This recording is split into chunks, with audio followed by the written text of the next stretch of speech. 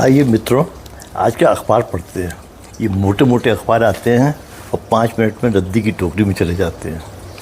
आज मेरी नज़र से अखबार देखिए। वैसे मैं सिर्फ हेडलाइन ही पढ़ता हूँ। नेचुरली मित्रों, सबसे पहली न्यूज़ तो ये है कि आजकल इलेक्शन शुरू हो गए हैं, तो टर्नआउट कितना रहा फर्स्ट फेज़ में, विच इज़ 64%। ना आई वाज वंडरिंग इतना लो क्यों रहता है।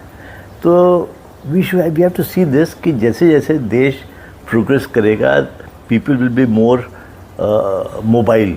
They have to go out to study, they have to go out to work, and वो सारे जो हैं आजकल they won't come back to their constituency to vote. So expensive. कुछ तो और भी reasons हो सकते हैं कि जैसे गर्मी बहुत थी या किसी तबीयत ख़राब थी, और there can be 100 reasons. You are engaged in some very important activity. तो वो सब मेरे ख्याल से 10% होगा। I think 10 to 20% लोग ऐसे हैं who have to go out of their residence or registered constituency address अपने काम के लिए या जॉब के लिए या पढ़ाई के लिए। तो इसलिए mobile voting is the answer to it, and I think Modi ji is working on it. Next election it should be there. Front page पे दूसरी न्यूज़ है Rana Kapoor of Yes Bank, if you remember. Now he did embezzlement of 400 crore और something, and 4 साल में he is out on bail. So that's a very fine deal for a businessman कि 400 करोड़ का घपला करो और उसके बाद 4 साल में you are out on bail। and अब जो है ये केस पता नहीं कितने साल चलता रहेगा, क्योंकि इसके I am sure he will have वकील like Sibal and Manu Singhvi will fight his case, and इस केस को ड्रैग करते रहेंगे टिल काउज कम होम। तो let us see what happens, but this bail has to be addressed. Bail is a clear indication that the courts are not efficient.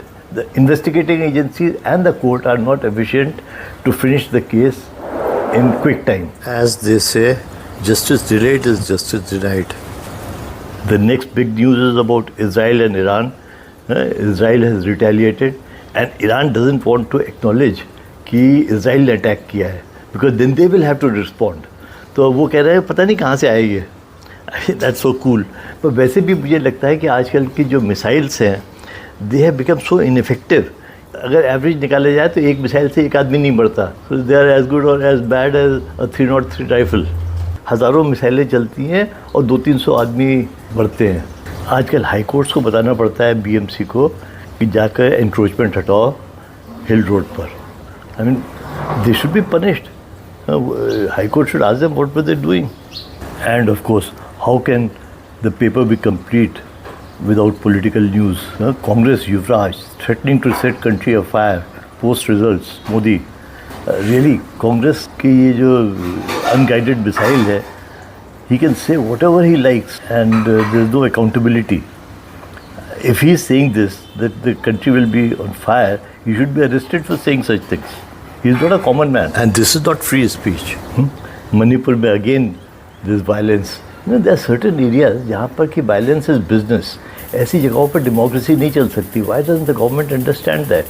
इन जगहों को army rule के अंदर रख देना चाहिए and strictly इनको govern करना चाहिए, because they are incorrigible, because it is their business। वो खाएंगे क्या अगर स्मगलिंग नहीं करेंगे और ये ड्रग्स की खेती नहीं करेंगे।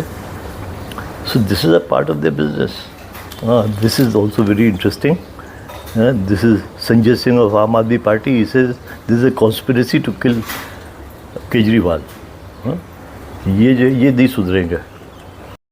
इनको एक इंस्टीट्यूट खोलना चाहिए, हाउ टू बी बेशर्म, क्योंकि करप्शन करना तो लोगों को आता है, बेशर्मी एक नया स्किल है जो इन्हीं के पास है।